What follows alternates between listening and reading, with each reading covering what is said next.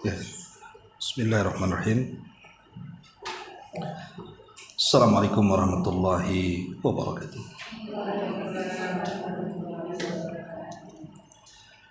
Alhamdulillah wassalatu wassalamu ala Rasulillah wa ala alihi wa sahbihi wa mawalah wa la hawla wa la quwata illa billahi wa ba'du. Baik, kita lanjutkan kajian kita, masih membahas sirah Nabawi. Dan kemarin kita sudah menjelaskan tentang program Nabi Sallallahu Alaihi Wasallam di kota Madinah. Dan kita masuk pada pembahasan perlawanan berdarah ataupun disebut dengan syariat jihad. Pada halaman ke-269.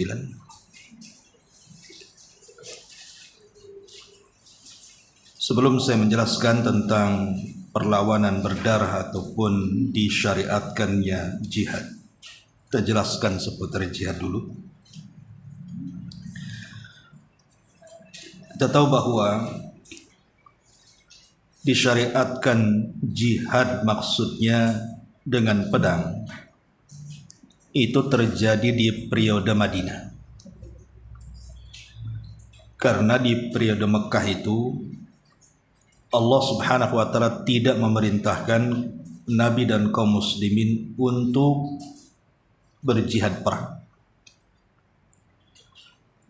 Akan tetapi disuruh untuk sabar ketika menghadapi ujian-ujian berat yang dilancarkan kaum musyrikin kepada Rasul dan para sahabat. Makanya dalam surah An-Nisa ayat 77 Allah Subhanahu wa ta'ala menjelaskan tentang perintah itu.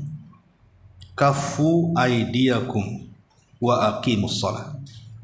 Cegahlah tangan-tangan kalian dan tegakkan salat.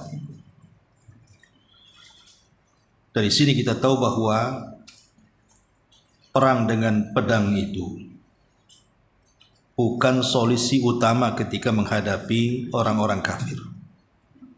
Tetapi jihad yang diperintahkan dalam Islam itu dalam rangka difa saja. Difa itu artinya melakukan perlawanan karena disakiti. Jadi Islam itu tidak memulai dengan perang kecuali diserang. Dari sini kemudian sebutkan dalam surah Al-Hajj 39, "Adzina lilladzina yuqatiluna bi annahum zulim."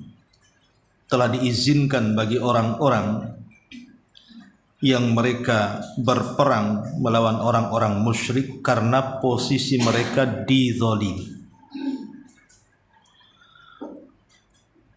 Tentu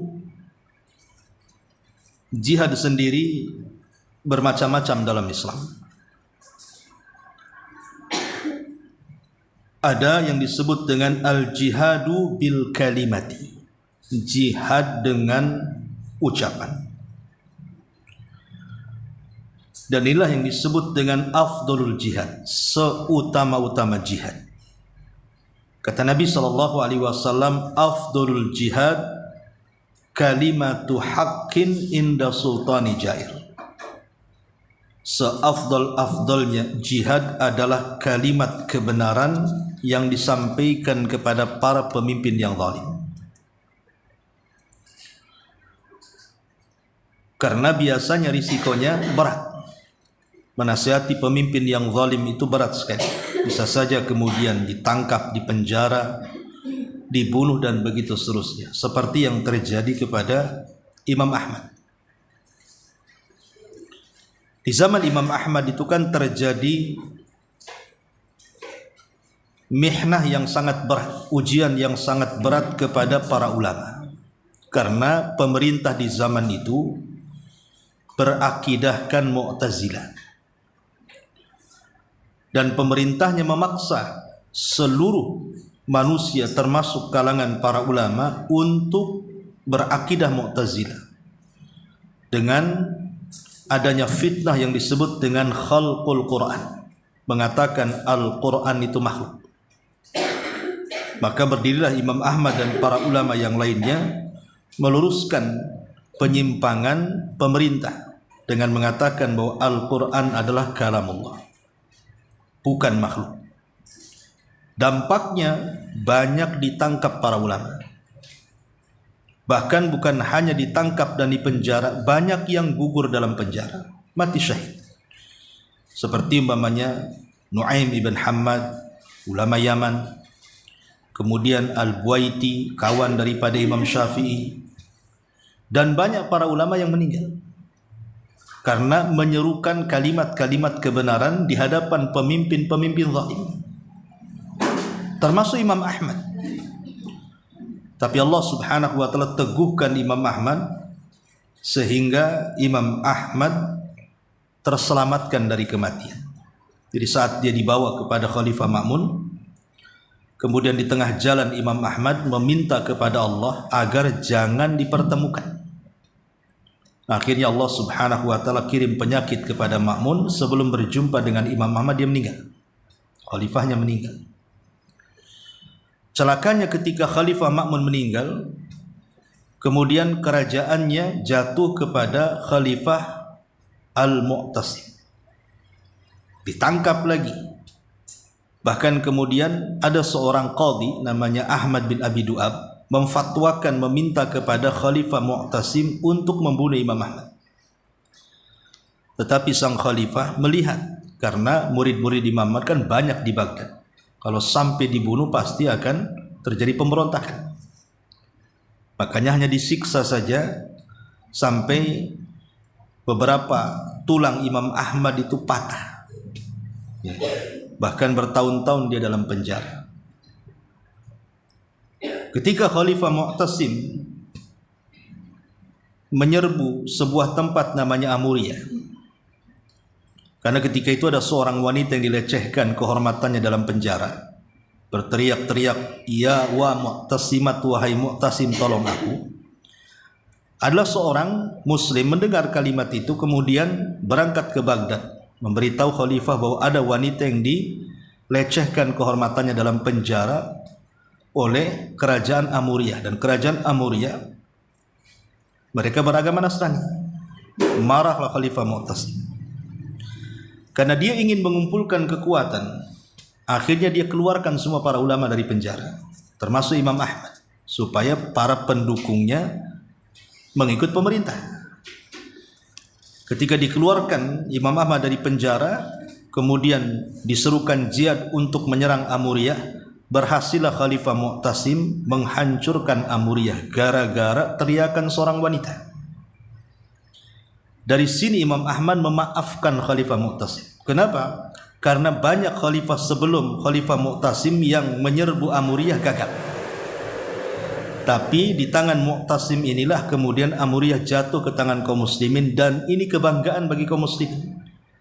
Makanya Imam Ahmad tidak menaruh dendam kepada Khalifah Mu'tasim, justru dia mendoakan dan mengatakan, "Lau kana li da'watun mustajab la da'autul Mu'tasim." Kalau aku punya doa yang mustajab, tentu aku akan berikan kepada Khalifah Mu'tasim untuk kebaikan. Lah ketika Khalifah Mu'tasim meninggal, rupanya penggantinya juga lebih parah juga, namanya Khalifah Al-Wathiq. Akhirnya Khalifah Al-Wathiq meminta dan mengusir Imam Ahmad dari negaranya, dan meminta agar jangan satu atap dia dengan sang khalifah. Tapi Allah takdirkan Khalifah Mu'tasim meninggal, baru kemudian jatuh ke Khalifah Mutawakkil. Lah Mutawakkil inilah yang kemudian berakidah ahli sunnah. Akhirnya kemudian mengangkat Imam Ahmad kembali dan ulama-ulama ahli sunnah di zamannya. Bayangkan Imam Ahmad menghadapi 3 kekuasaan, tapi dia dengan lantang, dengan kalimat-kalimat yang hak, mengatakan bahwa keyakinan Mu'tazilah itu sebuah kebatilan. Memang berat ya jihad dengan kalimat ini, terutama kepada pemimpin-pemimpin zalim. Pasti risikonya juga tadi ditangkap, dipenjara, bahkan bisa saja dibunuh dalam penjara. Dan ini bagian daripada jihad. Yang kedua, ada namanya al-jihadu bil mal. Jihad dengan harta. Nah, jihad dengan harta juga bagian daripada jihad. Kalau orang-orang kafir, orang-orang Nasrani, kita kenal dengan istilah kristenisasi, menjadikan orang-orang Islam banyak masuk orang Kristen dengan bujukan harta mereka. Kenapa kita tidak melakukannya? Bahkan waktu terjadi gempa di Lombok itu, saya sempat 1 bulan juga di sana, kebetulan membangun masjid dari muhsinin yang ada di Batam dan Singapura. Itu saya mendengar ada beberapa tenda-tenda pengungsian itu didatangi orang-orang yang beragama non-muslim. Mereka membagi-bagikan sembako macam-macam dan begitu seterusnya. Bahkan sebagian mereka mengajak, membaptis dan supaya masuk ke agamanya. Ya, kita tidak heran, ya, karena dakwah mereka memang seperti itu. Dakwah orang-orang Nasrani kan dengan harta, dengan apa lagi? Lah celakanya kaum muslimin yang kurang iman dan juga kurang akidah, ya ikut saja kan, karena merasa ditolong. Masalahnya dalam kondisi seperti itu, apa yang bisa mereka buat? Mereka butuh makan. Walaupun mungkin dalam hatinya mengingkari, tapi boleh saja lisannya akhirnya mengikuti apa kemauan mereka.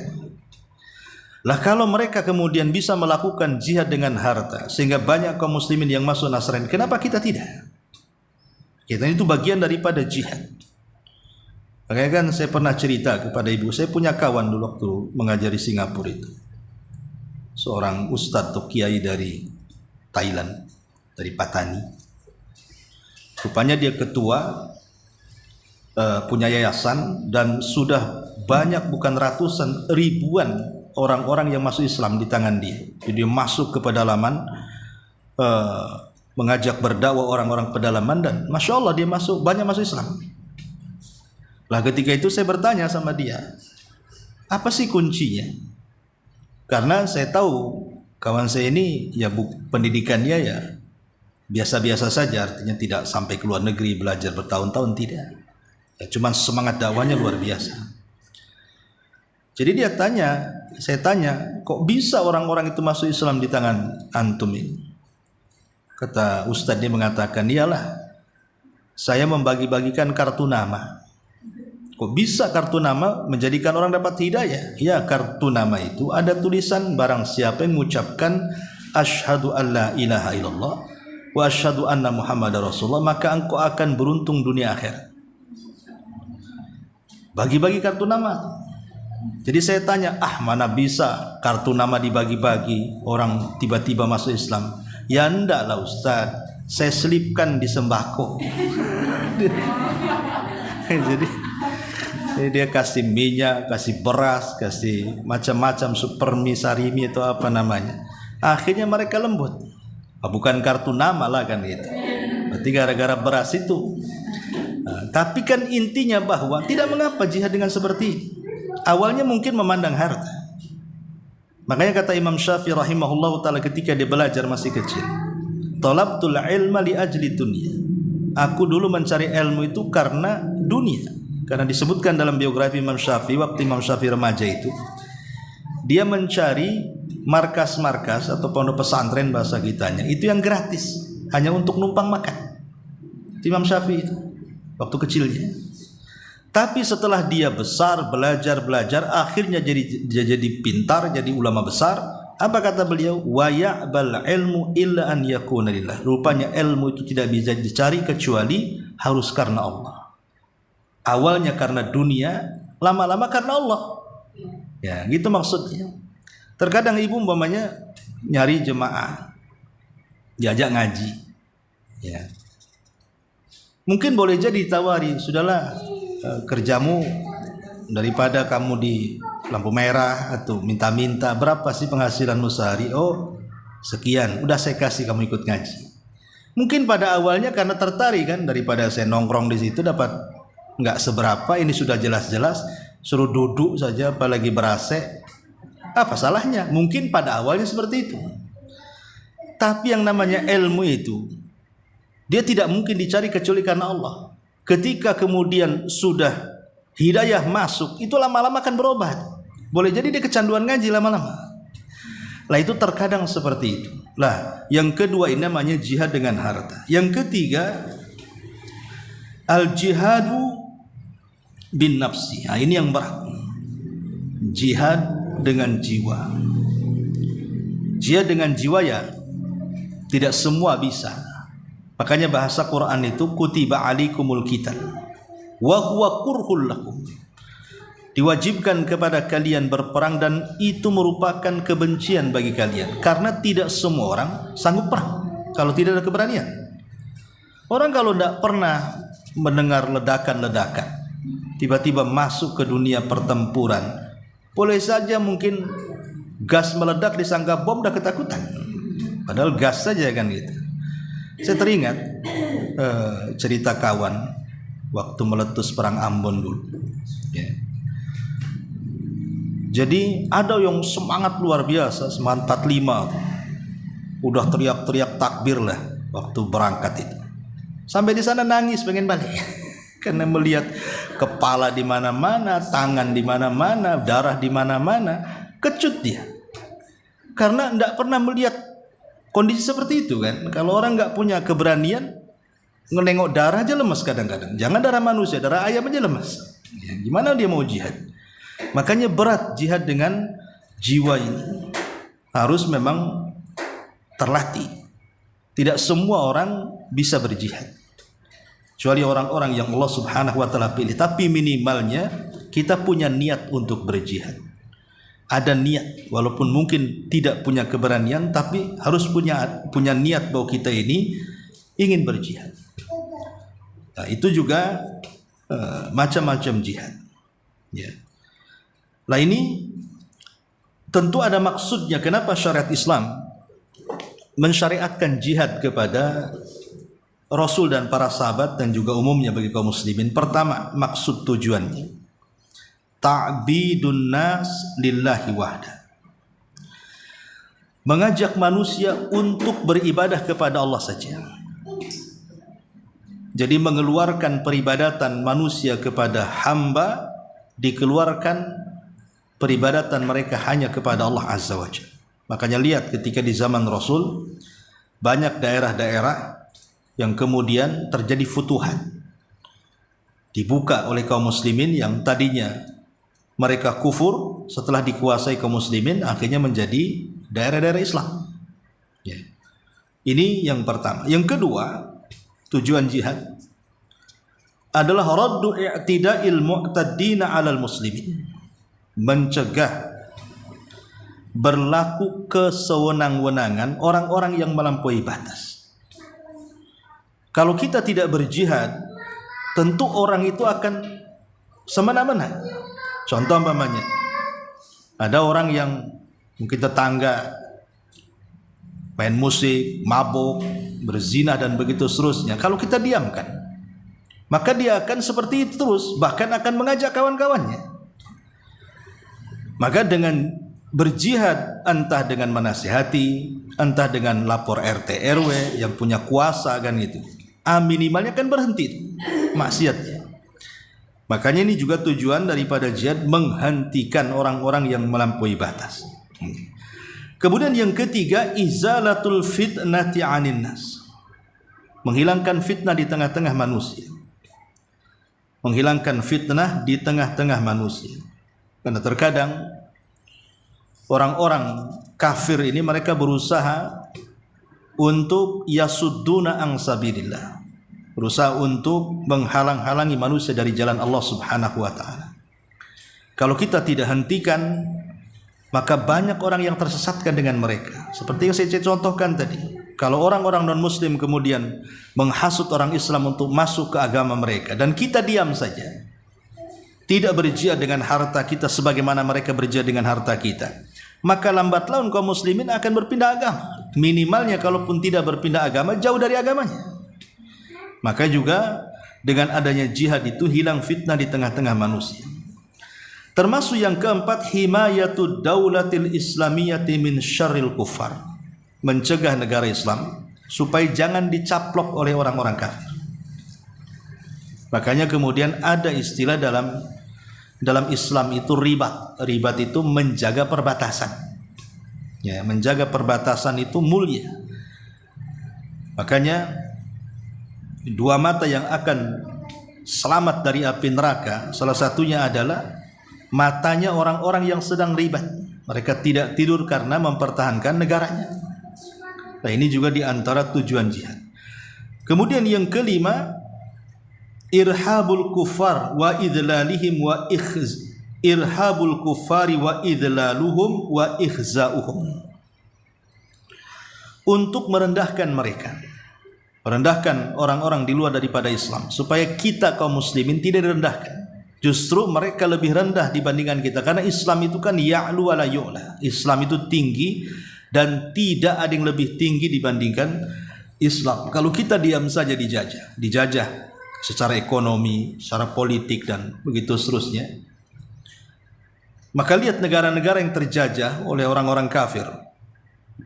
Mereka suka-suka masuk ke negeri-negeri Islam, kemudian menghancurkan akhlaknya, menghancurkan negaranya dengan dalih macam-macam. Ini juga akhirnya kita jadi hina di hadapan orang-orang kafir. Maka tujuan jihad adalah supaya kita memiliki kemuliaan dan menghinakan mereka.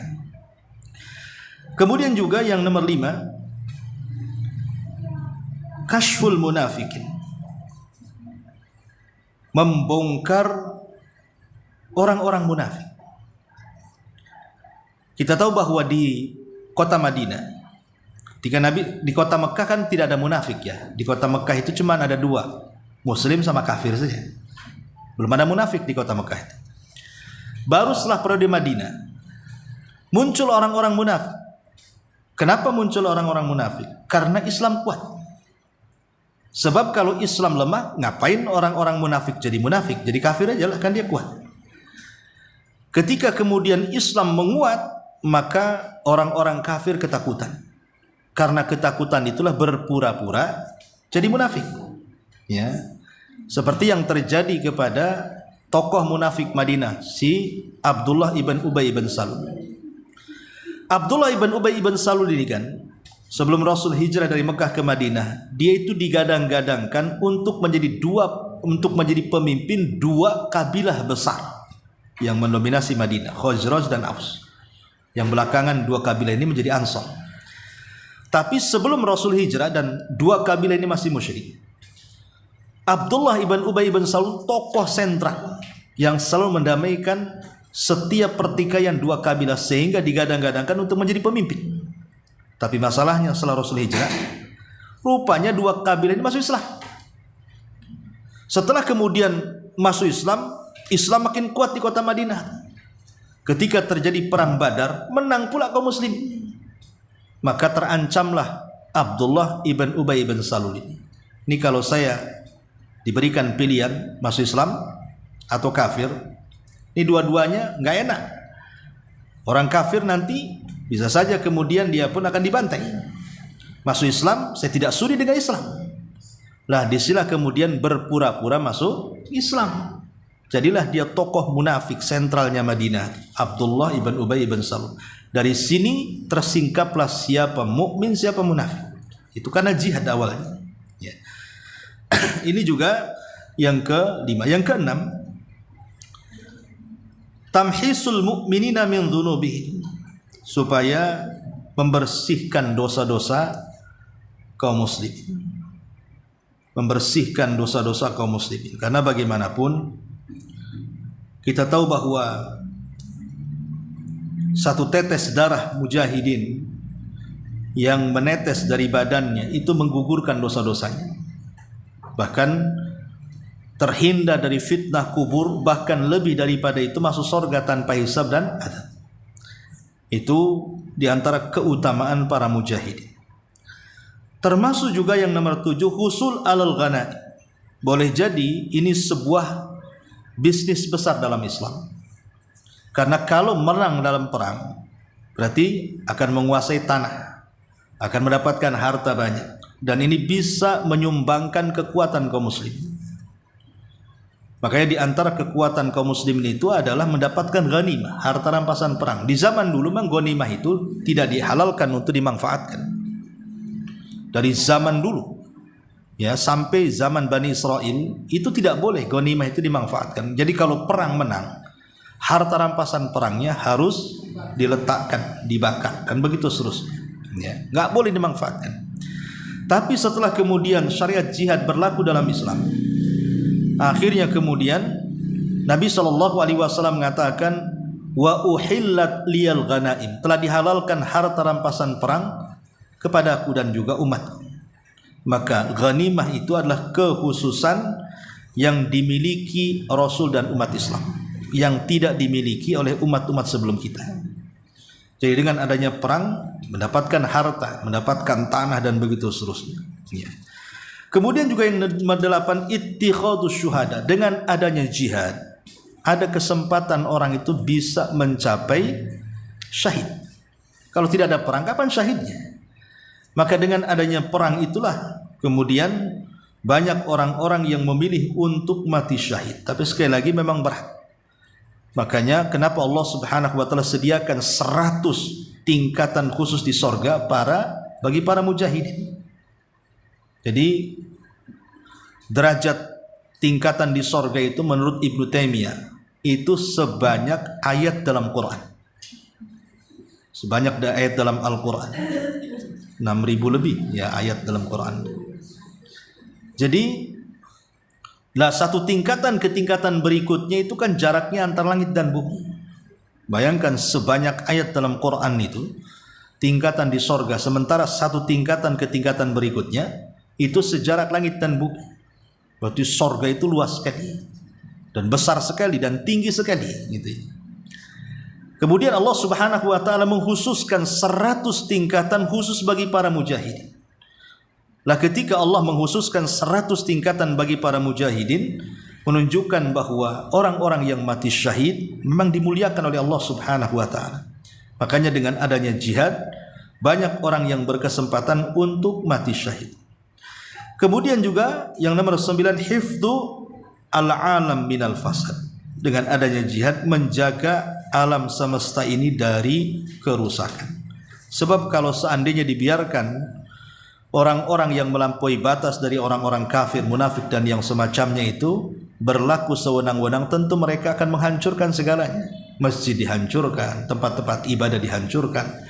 Maka dengan adanya jihad, maka semuanya terjaga. Tidak semena-mena mereka melakukan kerusakan di permukaan bumi. Ini diantara hikmah kenapa kemudian disyariatkan jihad ini.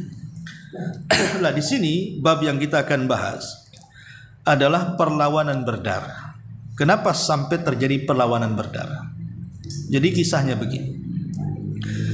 Jadi setelah Nabi SAW hijrah dari kota Mekah ke Madinah dengan tujuan tentu mencari aman ya, karena mereka beribadah di Mekah dan berdakwah di Mekah itu sudah sangat sulit sekali.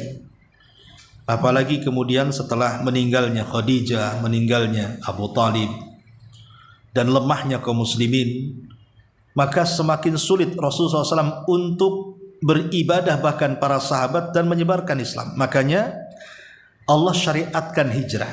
Hijrahlah Rasul dan para sahabat untuk supaya tenang. Maksudnya supaya lebih mudah beribadah dan berdakwah.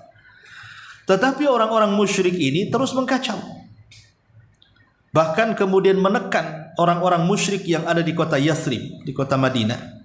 Kalau mereka melindungi Muhammad dan para sahabatnya, mereka pun akan diserang. Jadi menekan orang-orang yang seagama dengan mereka, ditekan jangan sampai menerima. Bahkan disuruh untuk juga ikut berperang melawan Rasul dan para sahabat.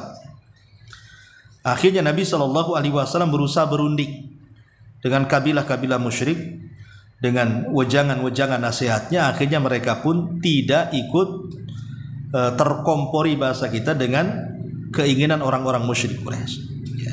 Sampai pada waktunya banyak penyerangan-penyerangan kecil yang dilakukan orang-orang musyrik Arab itu, orang-orang Quraisy itu, kepada warga yang ada di kota Yathrib, seperti mencuri kambing-kambing, mencuri unta-unta, membakar rumah-rumah dan begitu seterusnya. Dari sini Nabi Shallallahu Alaihi Wasallam akhirnya marah. Ya, tidak mungkin dibiarkan seperti itu. Maka harus membuat perlawanan. Karena terus diganggu. Ini kan sudah hijrah kok diganggu terus. Lah, makanya dari sini Allah Subhanahu wa taala mensyariatkan jihad untuk mempertahankan. Itulah kenapa kemudian disyariatkan jihad di periode Madinah ini. Baik, di sini poin pertama, provokasi kaum Quraisy terhadap kaum muslimin setelah hijrah dan kontak mereka dengan Abdullah ibn Ubay ibn Salul. Baik, kita baca sedikit di sini.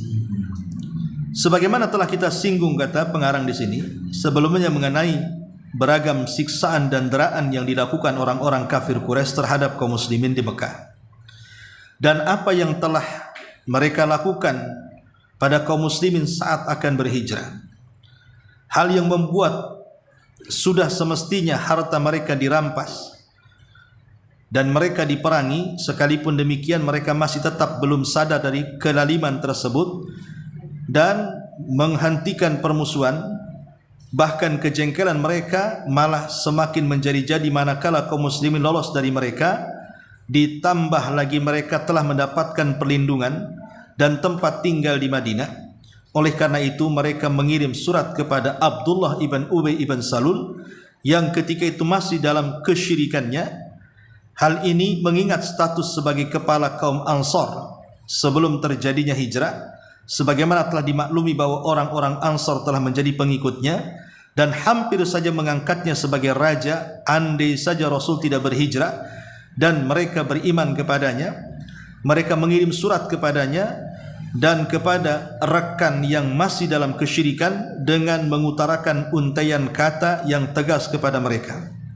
Sesungguhnya kalian telah memberikan perlindungan kepada teman kami, maksudnya Nabi Muhammad, dan sungguh kami bersumpah atas nama Allah, hendaknya kalian memeranginya atau mengusirnya. Jika tidak, maka kami secara keseluruhan akan menyerang kalian hingga kami berhasil membunuh pasukan kalian dan menghalalkan wanita-wanita kalian.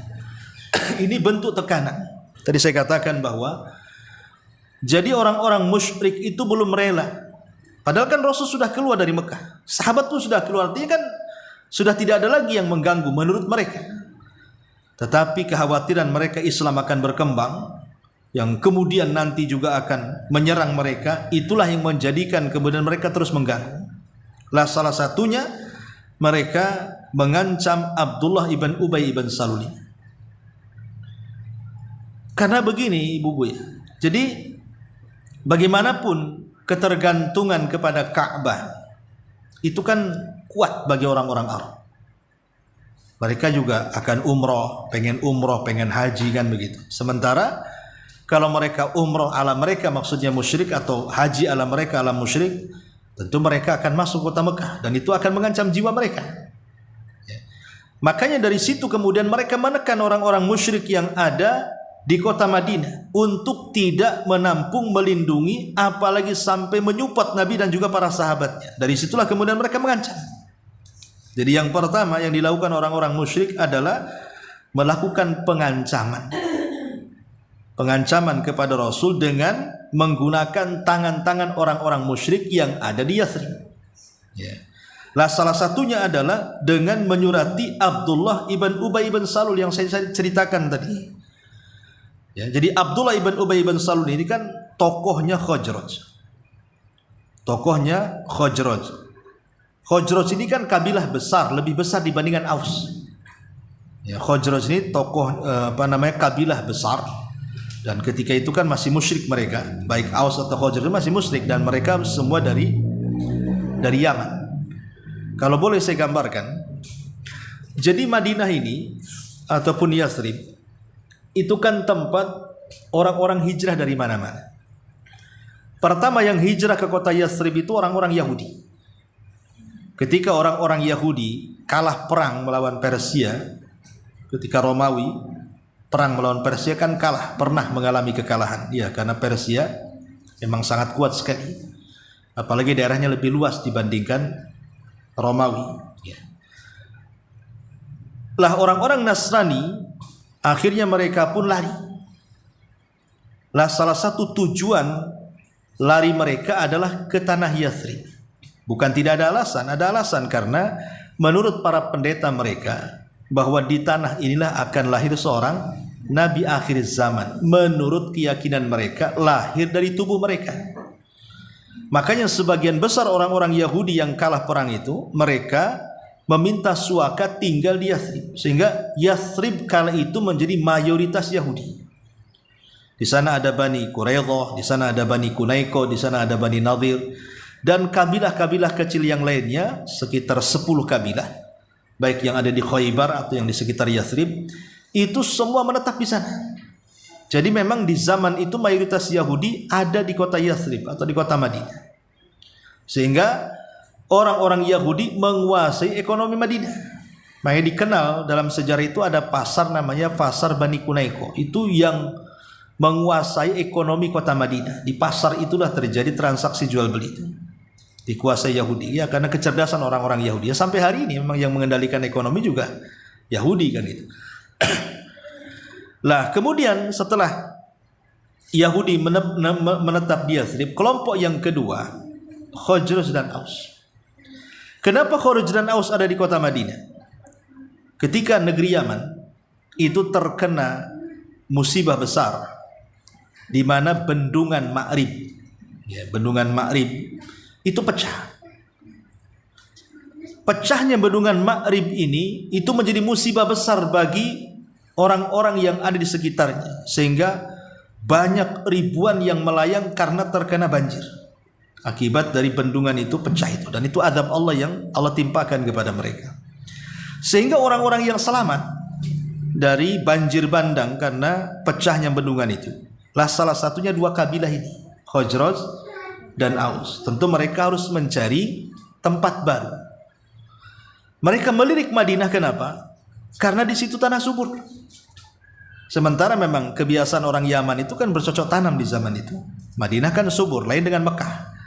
Makanya Mekah itu dikenal dengan perdagangannya. Kalau Madinah di zaman itu dikenal dengan pertaniannya, dengan perkebunannya, apalagi kebun kurmanya. Makanya kemudian dua kabilah Khazraj dan Aus ini ketika dapat musibah bencana alam tadi, mereka akhirnya hijrah mencari suaka, tinggal juga di Yathrib, dan mereka beranak pinak di Yathrib.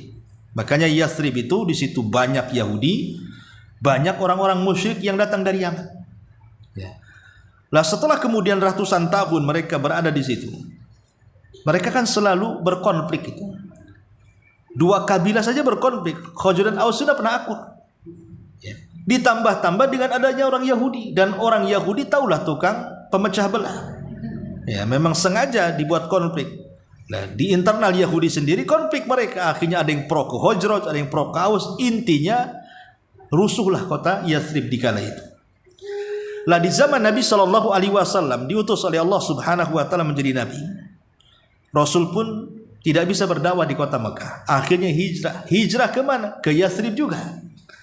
Berarti kita tahu bahwa Yathrib itu daerah tempat hijrahnya Yahudi, orang-orang musyrik dan Nabi SAW.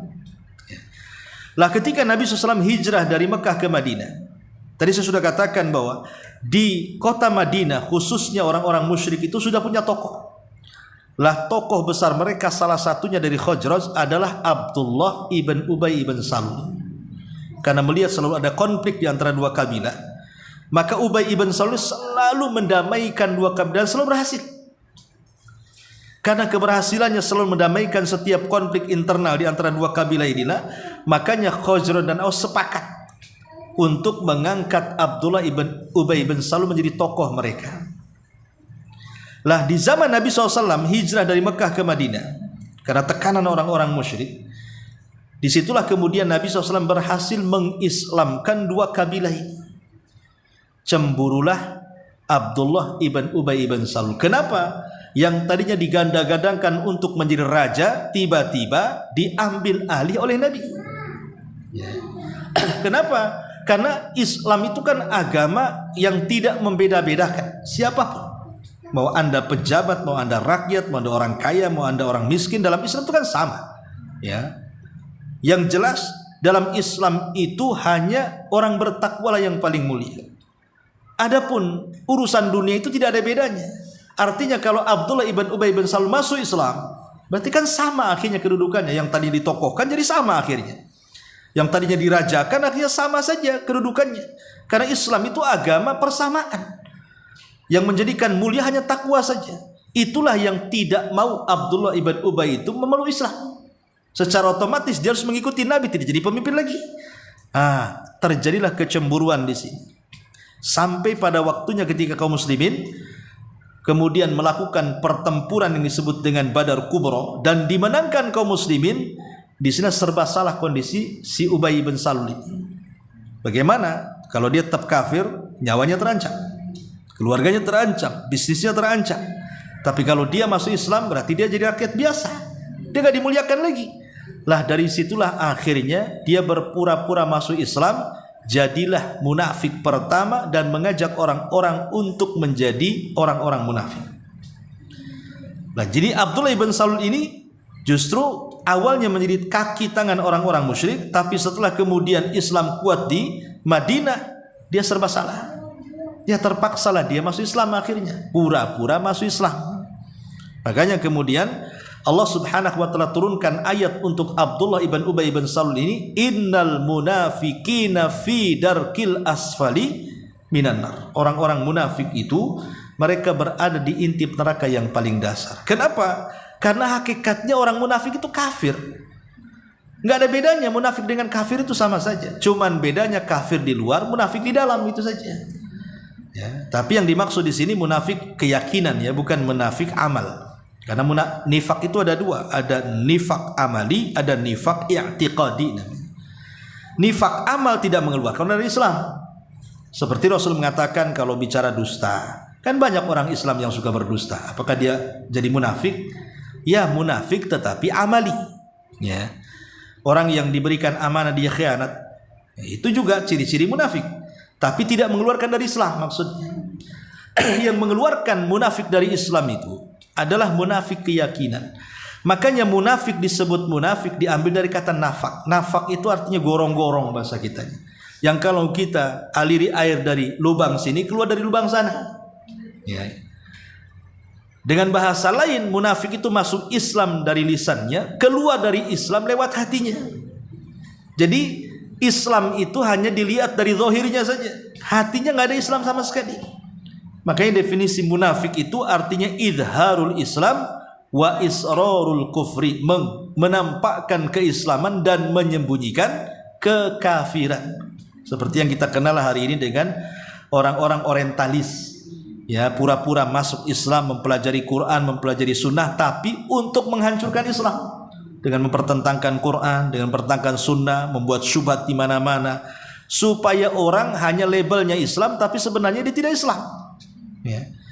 Lah itulah kondisi si Abdullah ibn Ubay bin Salul itu, karena kecemburuan akhirnya dia jadi munafik. Makanya di sini kita lihat bagaimana dari awal sepak terjang Abdullah ibn Ubay bin Salul itu memang sudah ada hubung kait dengan orang-orang musyrik yang ada di Mekah. Makanya wajar kalau kemudian dia menjadi pusat nifaknya penduduk Madinah. Kemudian kata beliau, begitu surat tersebut sampai ke tangan Abdullah ibn Ubay ini, dia langsung melaksanakan titah para koleganya. Dia memang menyimpan kedengkian terhadap Nabi karena memandangnya telah merampas kerajaannya. Langsung diahkan saja. Ketika dapat surat dari orang munafik, dia setuju. Ya memang dari awal sudah sakit hati dengan Nabi kan. Nah, disokong oleh kekuatan orang-orang musyrik yang ada di Mekah, makin semangat dia. Ya. Makanya di sini dia memang menyimpan kedengkian terhadap Nabi karena memandang telah merampas kerajaannya. Abdurrahman bin Ka'ab berkata, tatkala surat tersebut sampai ke tangan Abdullah ibn Ubay dan para pengikutnya, para penyembah berhala yang menjadi pendukungnya, mereka bersekongkol untuk memerangi Nabi SAW. Manakala berita itu sampai ke telinga Rasul, beliau langsung menemuinya seraya berkata, sungguh ancaman Quraisy terhadap kalian sangatlah menakutkan. Namun tidaklah tipu daya yang direncanakannya terhadap kalian lebih besar dari tipu daya yang ingin kalian timpakan terhadap diri kalian sendiri. di mana kalian ingin memerangi anak-anak dan saudara-saudara kalian sendiri. Jadi Rasul berusaha menasihati Abdullah ibn Ubay ibn Salul. Tatkala mereka mendengar hal itu, Nabi SAW mereka pun bubar. Abdullah ibn Ubay bin Salul mengurungkan niatnya untuk berperang ketika itu. Manakala dia melihat semangat yang patah atau kesadaran yang timbul pada para pendukungnya, akan tetapi nampaknya dia tetap terlibat dalam persekongkolan bersama orang Quraisy. Tidak satu kesempatan pun yang ia peroleh, melainkan dia selalu memanfaatkan untuk menimpakan bencana di antara kaum muslimin. Makanya kalau kita lihat biografi Abdullah ibn Ubay bin Salul ini, banyak jihad-jihad yang dilakukan Nabi selalu digembosi oleh dia. Contoh umpamanya perang Uhud. Kenapa terjadi kekalahan? Karena sepertiga pasukan dihasut oleh Abdullah ibn Ubay bin Salul untuk tidak ikut. Dihasut. Memang betul-betul supaya jangan ikut perang. Makanya salah satu kekalahannya juga karena banyak pasukan yang dihasut sehingga jangan ikut perang. Termasuk juga yang paling nampak adalah di perang Tabuk. Perang Tabuk itu kan jauh, Bu, ya. Dari Madinah ke Tabuk itu kan jauh sekali. Saking jauhnya dan dalam kondisi musim panas gitu ya. Jadi Abdullah ibn Ubay bin Salul ini kemudian berusaha untuk menghasut kaum muslimin untuk tidak berangkat. Makanya turun ayat, Qul naru jahannam asyaddu harran. Katakan ya Muhammad kepada mereka, panasnya api jahannam itu lebih panas dibandingkan terik matahari. Untuk membantah ucapan Abdullah ibn Ubay bin Salul. Ya, tapi namanya hasutan, ada juga yang akhirnya terhasut dan tidak terlibat peperangan. Jadi kekacauan dalam jihad melawan orang-orang Quraisy ini itu diakibatkan bagaimana Abdullah ibn Ubay bin Salul ini menggembosi kaum muslimin supaya jangan ikut. Dan banyak sekali, ya. Contoh umpamanya ketika ada orang Ansor dengan Muhajirin berselisih paham gara-gara mengambil air di sumur. Jadi ada sumur, orang Muhajirin ini, orang Ansor ini ngambil air di sumur itu. Kemudian datang orang Ansor juga. Pertama orang Ansor dulu mengambil air, datang orang Muhajirin. Entah masalahnya apa, cekcoklah dua sahabat ini. Kemudian salah satunya memukul pantat saudaranya. Ya. Ingat bahwa kebiasaan kan berbeda ya. Kebiasaan kita di Indonesia kalau mukul pantat ya biasa aja, tapi jangan pukul kepala kan begitu ya. Kalau pukul kepala kita tersinggung, tapi kalau ditepuk pantatnya ya biasa aja kan gitu. Tapi orang Arab kan berbeda. Ya, dia lebih tersinggung kalau dipukul pantatnya dibandingkan kepalanya. Ya. Jadi berteriaklah ini orang Ansor ini seolah-olah dia merasa dihinakan. Maka dia mengatakan, ya lal Ansor, kata, wahai orang-orang Ansor, saya hendak dihinakan oleh Muhajirin. Datanglah kemudian kawan-kawannya dari Ansor. Lah nak mungkin satu lawan banyak orang. Muhajirin pun dia teriak juga sama orang-orang Muhajirin lainnya kan. Ya lal Muhajirin, wahai Muhajirin, saya akan dikeroyok. Datanglah akhirnya orang-orang Muhajirin. Ini mau kelahi nih Muhajirin dan Ansor ini. Disitulah datang Abdullah ibn Ubay ibn Salul, ngompori suruh perang dan mengatakan, lihat kelakuan Muhammad dan para sahabatnya, mereka seperti anjing yang diberi makan, setelah besar dia pun menggigit kita. Dia mengatakan seperti itu. Sampailah perkataan ini kepada Nabi, didengar oleh para sahabat, sebenarnya marah gitu. Tapi Nabi SAW kan berusaha untuk melerai mereka dan mengatakan, apa yang kalian lakukan mau perang seperti ini, budayanya jahiliyah, tinggalkan, ini sesuatu yang kotor ya. Rasul berusaha mendamaikan, tapi lihat bagaimana Abdullah bin Ubay bin Salul mengompori supaya betul-betul perang di situ. Tapi datang Rasul mendamaikan, menyadarkan, akhirnya damai. Makanya ketika tersingkap kondisi Abdullah bin Ubay bin Salul sebagai tokoh munafik setelah perang Tabuk itu, banyak para sahabat yang mendaftar kepada Nabi untuk memenggal kepalanya. Salah satunya Umar bin Khattab, Khalid bin Walid, dan banyak para sahabat mengatakan, ya Rasulullah, izinkan aku penggal tuh lehernya. Tapi Rasul mengatakan, jangan nanti manusia mengira bahwa aku membunuh salah seorang sahabat. Karena di zaman itu kan tidak bisa dibedakan mana munafik mana sahabat. Ya, semua sholat di belakang Nabi, semua ikut jihad bersama Nabi, sedekah kepada Nabi untuk kelancaran Islam. Jadi tidak bisa dibedakan mana sahabat mana munafik di zaman itu. Sehingga ketika terbongkar gitu ya, nama-nama orang-orang munafik sampai diabadikan dalam catatan Hudzaifah bin Yaman nama-namanya, dan tidak ada yang tahu kecuali dia saja. Ya. Bocor nama Abdullah bin Ubay bin Salul. Makanya banyak para sahabat yang datang meminta izin untuk memenggal kepalanya. Tetapi tidak semua buah mangga itu jatuh dari pohonnya. Artinya anaknya justru pembela Islam. Ya. Abdullah ibn Abdillah ibn Ubay bin Salul, sama-sama namanya Abdullah. Ya, satunya Abdullah ibn Ubay bin Salul, satunya Abdullah ibn Abdillah ibn Salul. Dia datang kepada Rasulullah mengatakan, ya Rasulullah, kalau engkau perintahkan untuk membunuh bapakku, serahkan kepada, biar aku yang akan membunuhnya. Sebab kalau engkau perintahkan orang lain membunuh bapakku, kau tahu aku sangat mencintai bapakku, bisa saja aku dendam kepada dia. Maka dia meminta, perintahkan aja kepadaku katanya. Tapi Rasul tidak perintahkan. Rasul membiarkan sampai ketika Abdullah meninggal dunia. Dia mengembalikan pakaiannya kepada Abdullah ibn Abdillah ini, meminta pakaian Rasul untuk dipakaikan kepada ayahnya saat penguburannya, dan diberikan oleh Rasul. Ya. Ada yang mengatakan bahwa pakaian itu sebenarnya pakaian yang dulu diberikan Abdul, dibalikan kembali gitu maksudnya, dibalikan kembali. Dan Rasul sempat mendoakan Umar ketika itu menarik pakaiannya. Rasul, jangan kau mendoakan dia, karena dia adalah musuh Allah dan Rasulnya. Tapi Rasul mengatakan, kalaupun aku harus mengucapkan istighfar 100 kali tetap aku akan lakukan. Ya. Tapi ketika itu belum turun ayat tentang larangan mendoakan orang munafik, sampai turun ayat. Ya. Dan mengatakan, la takum ala qabri, jangan kau berdiri atas kuburannya. Artinya wala tusalli ali, jangan kau salat, artinya jangan kau mendoakannya. Setelah turun surah At-Taubah itulah makanya Rasulullah SAW akhirnya tidak mendoakan orang-orang munafik yang meninggal karena mereka kafir. Ya, tapi bagaimana Nabi SAW kelembutannya dalam berdakwah sebelum turun ayat surah At-Taubah itu, Rasul tetap ingin mendoakan kepada agar Allah memberikan rahmatnya. Ya, tapi setelah turun larangan, akhirnya Rasul pun tidak mendoakan lagi. Dari sini kita tahu bahwa sepak terjang Abdullah ibn Ubay bin Salul ini luar biasa di tengah-tengah kaum muslimin. Dan orang munafik sampai hari ini, kalau dulu di zaman Rasul orang-orang munafik itu sembunyi-sembunyi, tapi di zaman sekarang terang-terangan. Ya. Yang mengatakan Islam dengan agama yang lain sama, itu kan munafik. Ya. Semua agama sama.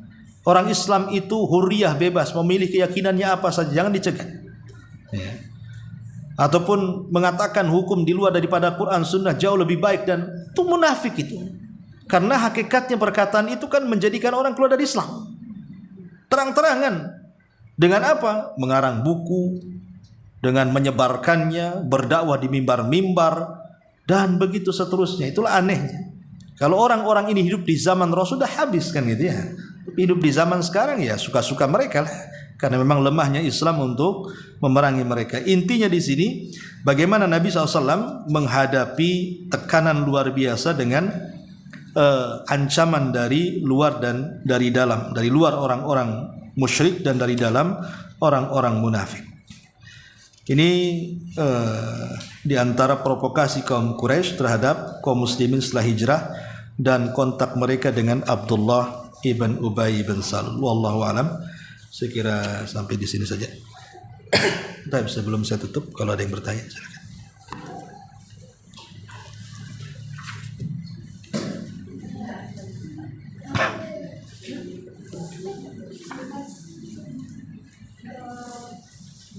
Kalau zaman sekarang orang musyrik kan berbeda dengan orang musyrik di zaman itu. Kalau zaman sekarang bagaimana kita menyikapinya ya? Iya. Sebenarnya orang musyrik di zaman dulu dengan sekarang sama aja. Mereka menyembah selain Allah Subhanahu wa taala. Karena kesyirikan itu kan kalau orang menyembah 2-3 Tuhan itu tidak jelas kan itu. Tetapi yang dimaksud kesyirikan itu adalah menduakan Allah. Jadi satu sisi menyembah Allah, di sisi yang sama menyembah selain daripada Allah. Itu yang banyak. Contoh di tengah-tengah kaum muslimin, dia ke masjid, dia sholat, baca tahlil la ilaha illallah dan begitu seterusnya. Tapi setelah sholat dia datang ke kuburan, datang ke dukun, percaya kepada tangkal, kepada jimat dan yang semacamnya, istighosah kepada orang-orang yang sudah mati dan begitu seterusnya kan itu juga kesyirikan sebenarnya. Ya, kita tahu bahwa jihad memerangi orang-orang musyrik itu kan dilakukan oleh pemerintah, karena Rasul itu kan pemerintah. Rasul yang memerangi mereka karena dia pemerintah yang memerintahkan kaum muslim di zaman itu.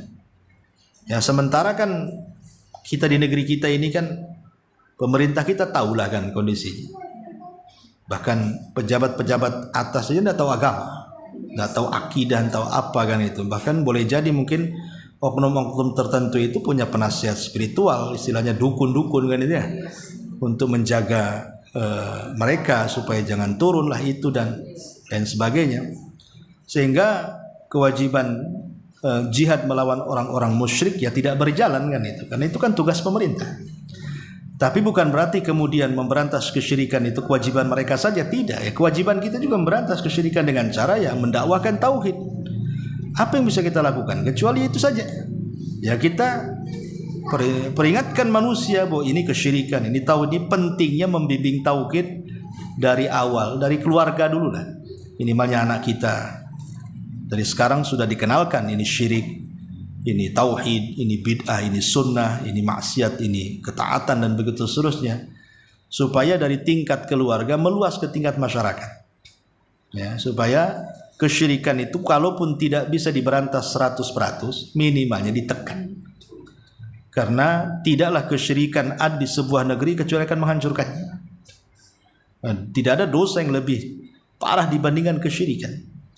Ya, kewajiban kita ya hanya menasihati, apalagi kalau kita berjihad melawan mereka bukan tugas kita, tugas pemerintah kan gitu. Ya, kita hanya menghimbau saja pemerintah supaya menutup tempat-tempat kesyirikan. Tapi ya celakanya terkadang malah mereka yang membuka tempat-tempat itu. Bahkan mungkin dijadikan pemasukan jadinya. Gitu. Buat kuburan-kuburan palsu, kemudian orang suruh datang ke situ, masuknya aja bayar infaknya banyak. Ya, kita tidak tahu kemana uang itu, untuk siapa, dalam rangka apa. Dan alhamdulillah saya lihat sekarang udah banyak terbongkar kan kuburan-kuburan palsu dibuat hanya untuk mencari keuntungan semata kan. Ya, ada perkembangan alhamdulillah, semakin terbongkar. Ya. Tapi tidak menyurut juga kesadaran mereka, masih juga mereka ada juga yang datang, udah tahu palsu masih datang. Ya. Saya lihat di YouTube itu, kalau hari-hari tertentu orang datang ke kuburan itu sampai uangnya karungan. Karung itu banyak itu isinya, itu satu karung itu. Itu aneh itu ya. Coba bayangkan. Yang kasihannya banyak bangun masjid malah ngejaring di jalan-jalan kan itu ya. Coba kalau memangnya orang itu untuk bangun masjid. Malah banyak masjid di mana-mana kan ya. Nah, ini memang fenomena kesyirikan di negeri kita memang seperti itu. Ya wajarlah jauhnya kita dari Nabi, dari zaman keemasan para sahabat tabi'in, tabi'in dan para ulama mufaddalah itu memang seperti itu. Kata Anas bin Malik radhiyallahu, dia mengatakan sabda Rasul, walladzi ba'da sayati alaikum zaman walladzi ba'dahu syarrun minhu. Ya, akan datang zamannya di mana setelahnya pasti lebih buruk dibandingkan sebelumnya. Makanya kenapa Syekh Muhammad bin Abdul Wahhab dalam kitab Qawaidul Arba di poin yang terakhir itu, dia mengatakan bahwa kesyirikan di zaman sekarang itu lebih fatal dibandingkan kesyirikan di zaman Nabi. Kalau kesyirikan di zaman Nabi, mereka berlaku syirik itu ketika susah mereka datang kepada Allah, ketika senang baru mereka datang kepada Lata dan Uzza. Artinya berbuat syirik saat senang, saat susah mereka mentauhidkan Allah. Itu di zaman Nabi. Tapi di zaman sekarang susah senang syirik, susah datang ke dukun, senang makin banyak dukunnya. Itu bahasanya. susah satu jimat, senang makin banyak jimatnya. Jadi sekarang ini susah senang sudah luar biasa. Ini satu. Yang kedua, yang kata beliau juga, kesyirikan di zaman dulu yang mereka sembah itu benda-benda mati, batu, pohon yang tidak berdosa. Ya, di zaman dulu, di zaman jahiliyah itu kan Lata, Uzzaman itu kan ada yang dari batu, ada yang dari pohon kan itu. Jadi makhluk yang tidak berdosa. Tapi di zaman sekarang nih kuburan orang-orang yang gak jelas. Boleh jadi mungkin semasa hidupnya dia melakukan kemungkaran, maksiat dan macam-macam. Ya, kadang-kadang orang yang dianggap wali di negeri kita ini aneh. Orang telanjang dianggap wali. Orang gak telanjang, bayangkan. Rasul tidak pernah telanjang. Rasul tuh rapi, pakai pakaian yang paling indah, harum, wangi. Coba bayangkan. Ini enggak telanjang kemana-mana, tah sholat, tah tidak kan itu ya. Jorok lagi kadang-kadang. Itu dianggap wali itu. Sampai saya lupa dakwah di pulau mana ya. Jadi ada orang yang dianggap wali itu karena dia bisa menggabungkan zikir dan mabuk. Jadi sambil mabuk bawa tasbih. Sambil mabuk tuh dibawa tasbih, mabuk entah begini gitu. Jadi orang anggap wali, dia bisa menggabungkan maksiat sama zikir gitu. Gak bisa. Ya, orang gila kayak gitu dianggap wali. Itulah negeri kita kadang-kadang mudah. Padahal dalam Islam itu kita tahu bahwa kita dituntut untuk istiqomah, bukan mencari karomah. Islam itu kan tuntutannya istiqomah, bukan mencari karomah. Karena karomah itu kan diberikan oleh Allah Azza wa Jalla tanpa diminta. Tanpa diminta, Allah kasih, itu hibah dari Allah. Kita tidak dituntut untuk meminta dan mencari. Allah hanya menuntut kita istiqomah. Justru istiqomah itulah yang menjadikan Allah menurunkan karomah. Ya. Tapi orang yang mencari karomah pasti tidak istiqomah. Coba orang-orang yang mereka duduk di gua berbulan-bulan, melatih diri, kebal bakar, kebal bacok, bisa terbang, bisa ini. Apa orang itu istiqomah? Enggak. Karena mindset mereka itu hanya ingin punya keanehan pada dirinya. Ya. Jadi yang kita kejar istiqomah dalam Islam bukan mencari karomah. Karomah itu nanti datang sendiri kalau Allah mau. Nah ini yang harus dipahamkan dalam Islam. Kita dituntut istiqomah, bukan sibuk mencari karomah. Apalagi definisi wali di negeri kita ini kadang-kadang kalau dia punya karomah baru dikatakan wali. Yang tidak punya karomah bukan wali. Akhirnya kemudian didongengkan macam-macam dongeng itu. Padahal tidak ada ceritanya, dibuat cerita. Oh si anu begini, begitu seterusnya. Padahal kita tahu bahwa para sahabat itu semua para wali Allah. Tidak semua para sahabat dikenal ada karomahnya.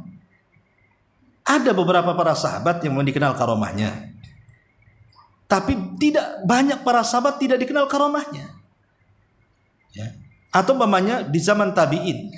Ada berapa tabi'in ada karomahnya. Apakah kemudian tabi'in yang punya karomah lebih mulia dibandingkan sahabat yang tidak ada karomah? Tidak, tetap sahabat lebih mulia. Karena kedudukan mereka dekat dengan Nabi. Ya, ini yang harus diluruskan ya. Karena apalagi karomah di negeri kita ini tidak jelas. Itu karomah ke sihir. Itu masalahnya. Kok karomah bisa diulang-ulang? Kok karomah bisa dipelajari? Kok karomah bisa diturunkan ke orang lain? Ada padepokannya, ada ininya, ada itunya kan itu. Enggak, karomah itu hanya sekali Allah beri. Itu pun karena Allah memberikan hibah karena keimanan. Makanya Imam Syafi'i menukil perkataan Al-Laythi, dia mengatakan, "Idza ra'aitar rajula yatiru fil hawa wa yamshi 'alal ma." Kalau engkau melihat ada orang berpenampilan agama, kok bisa terbang? Kok bisa berjalan di air, kata Imam Syafi'i? Lihat agamanya, kata Imam Syafi'i. Kalau agamanya cocok dengan Quran dan Sunnah, maka dia wali Allah. Kalau agamanya tidak mencocoki Quran Sunnah, maka dia wali setan. Itu kan ucapan yang bagus sekali dari Imam Syafi'i. Nah sekarang kita lihat orang-orang yang mereka sok punya karomah itu. Kebanyakan karomah itu dibuat-buat. Kadang-kadang punya keris, taunya COD.